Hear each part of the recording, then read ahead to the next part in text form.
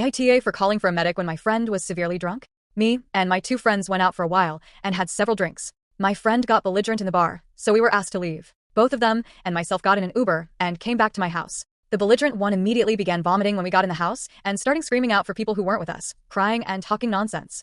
I helped him to the toilet where he vomited a lot of really dark black vomit. And then I helped him into my bed. But he kept having to vomit and would crawl back to the toilet and continue the screaming and crying and nonsense and calling out for people who weren't there.